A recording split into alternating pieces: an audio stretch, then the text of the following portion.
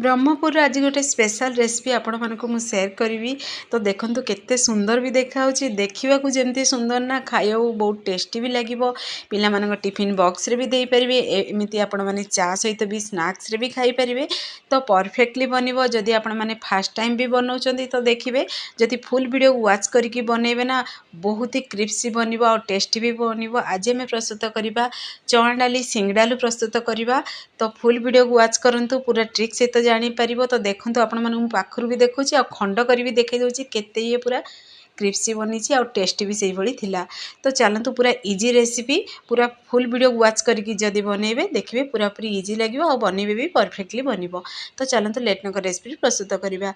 नमस्कार, जय जगन्नाथ फ्रेंड, झिली कुकिंग को आपण मानकु अनेक अनेक स्वागत। तो प्रथम आमे गोटे बाउल नबा, सेथिरे आमे गोटे गिना नबा इथिरे चाउल पाउडर, हाफ गिना नबा सेथिरे मैदा। तो पुणी आमे देखंतु सेही मेजरमेंट रे ही नबा। आमे गोटे गिनार मेजरमेंट नौची, आपण माने चाहिले कप रो मेजरमेंट भी नहीं पारिबे। गोटे आमे करेई रे से 1.5 गिना पानी ऐड करबा, स्वाद अनुसार दबा लुण। पुणी जेतिकी आपण माने राग खाइया पसंद करंती से अनुसार सेते लंका गुंड ऐड करिवे। अल्प टिके फूड कलर मु ऐड करछि, एठी पूरा पूरी ऑप्शनल अछि। पुणी देखंतु गोटे बड़ चामच सेतिरे तेल ऐड करछि। तेल ऐड करबा द्वारा देखिबे करेई को पूरा चिपकीबनी। हमर चाउल मैदार से जो पाउडर आमे बनैछन सेतिरे जो जंतुन टाइप रो बनेबा चिपकनी, सेति पे आमे सेतिरे तेल को ऐड करबा। तो पानी फुटी सारिबा परे आमे जो मिक्स करके रखिथिले चाउल मैदार से पाउडर को सेतिरे ऐड करी पुणी थरे भलो से आकु टिके मिक्स कर दबा। तो देखंतु एई भली गोटे हमर जंतुणी बनिबा दरकार।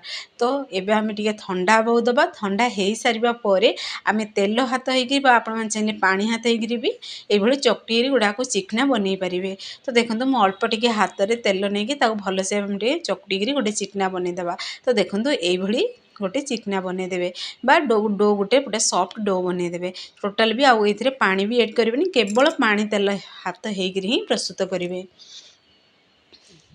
तो गोटे देखंतु एठी मु गिन्ना रे अल्प टिके सेतिरे चना डाल नीचे ताको टिके 15 मिनिट पर्यंत टिके चना डाली बतरे दिथिली। बतरी सारिबा परे ताको टिके कोन करिवे खरा रे कि कोनोसी कॉटन कपड़ा जदि पोछि देबे पुणी थरे गोटे बाउल को बाहर कर देबे।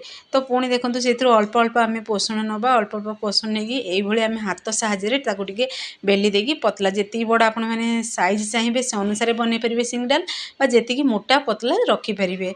तो देखिबे अधिका जदि मोटा बा बहलिया रखिदेवे ना से देखिए सीझा को टाइम लगे। से मु पूरा मीडियम रखी, अधिक पतला नहीं कि अधिक बहलिया नहीं। तो देखो चना डाली से ऐड कर रोल भला बनईकी आम गोल देदेबा रिंग रो।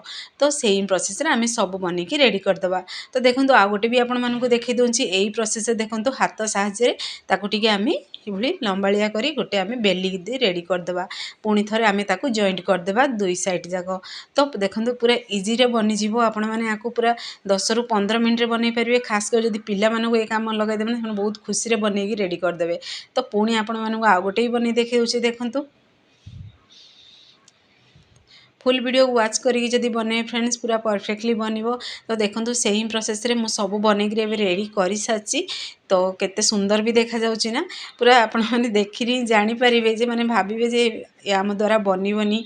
तो देखिबे परफेक्टली बनिबो। आपण माने जदि प्रथम थर भी बनौचंदी पूरा मार्केट टू भी टेस्टी सिंगडालू चना डाली सिंगडालू आपण माने घरे बनेकरी खाई परिबे।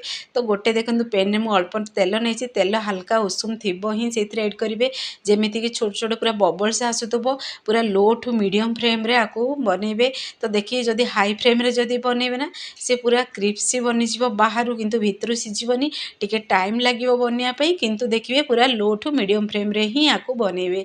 तो देखंतु गोटे बेच हमर बनिक पूरा रेडी भी हेई सालानी। केते सुंदर भी देखा जाउची देखंतु आ बहुत टेस्टी भी लागिवो जेहेतु गोटे गोटे चना डाली भी पाटिकी लागिवो। तो देखंतु गोटे स्टेप बनिकी रेडी हेई साची। गोटे आमे बाउल को बाहर कर दबा। सेम प्रोसेस रे आमे सब बनिकी रे रेडी करिबा। तो आ गोटे स्टेप भी आपण मानकु बनिकी देखि दोची देखंतु मु सेथिरे ऐड कर देथिली। आ गोटे स्टेप भी हमर बनिकी रेडी हेई सालानी। तो फाइनली देखंतु हमर पूरा आधा घंटा भितर बहुत सारा एठी मु सिंगडाल बनिकी रेडी करछि। तो फाइनली प्रस्तुत हेई सालानी। तो आपण माने घरे आकु निश्चय ट्राई करंतु, देखिए पिलाडू बड़ समस्ते पसंद करिवे। वीडियो पसंद आसिले सांग मानकु शेयर करंतु, लाइक करंतु।